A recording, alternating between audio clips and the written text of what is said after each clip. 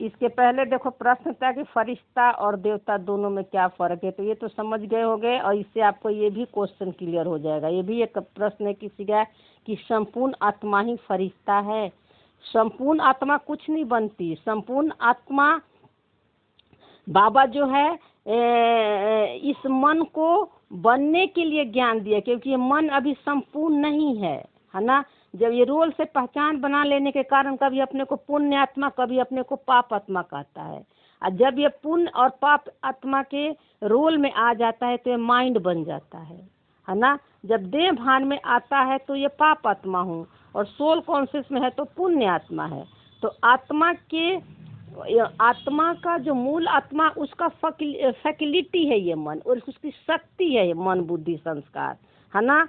और जब है शुरू में तो ये मूल आत्मा के समान ही पार्ट प्ले करता है, यानी साइलेंस में ही पार्ट प्ले करता है। लेकिन रोल से पहचान बना लेता है, तब ये अपने को पाप आत्मा है, फिर मैं जन्म मरण में आता हूँ, है ना, माँ के गर्भ में जाता हूँ। ये सब शरीर और रोल से पहचान बनाने के कारण रोल का ही मन बोलता है।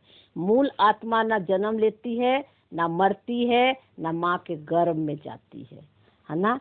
वो तो हमेशा स्टिल और साइलेंस और सदा है, निरंतर है, फॉर्मलेस है ना। तो आत्मा फरिश्ता या देवता कुछ नहीं बनती है, वो तो है ही आत्मा, उसको कुछ बनना नहीं है।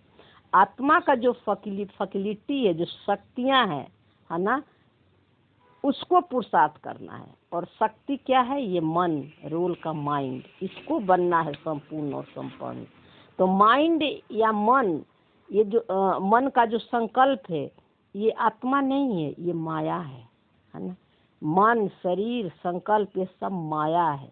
और ये माया कब बन जाती है? जब इसको हम समझते हैं कि यही मैं हूँ, तब ये माया बन जाती है। सत्युग में भी तो शरीर होगा, रोल भी होगा, लेकिन चूंकि पहचान नहीं होगा तो वहाँ ये माया नहीं लगेंगे। लेकिन यहाँ माया इसलिए होता है कि हम इसी को रियल समझ लेते हैं, है ना।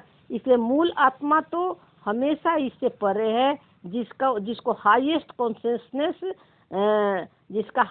कॉन्शियसनेस जो है, हमेशा जो है परे ही है, ड्रामा से बाहर ही है, कभी वो ड्रामा में आता नहीं है।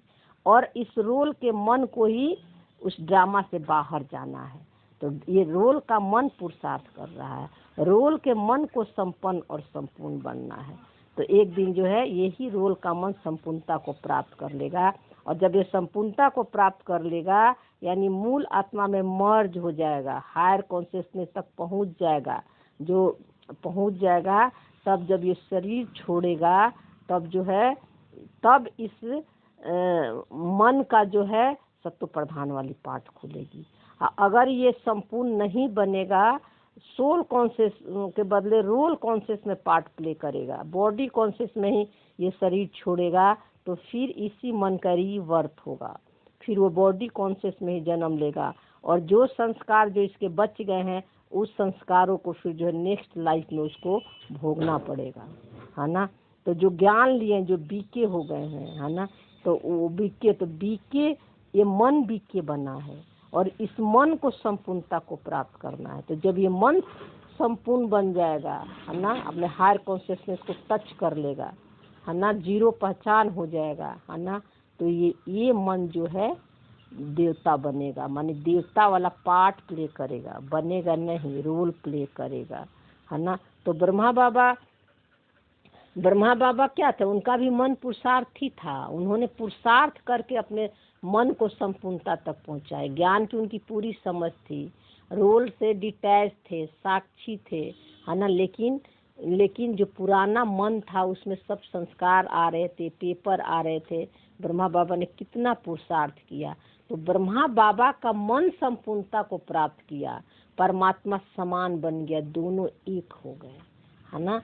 तो जो है मूल आत्मा को नहीं बनना पड़ता है संपन्न देवता या फरिश्ता, इस मन को संपूर्णता प्राप्त करना पड़ता है। ओम शांति। थैंक यू बाबा, शुक्रिया।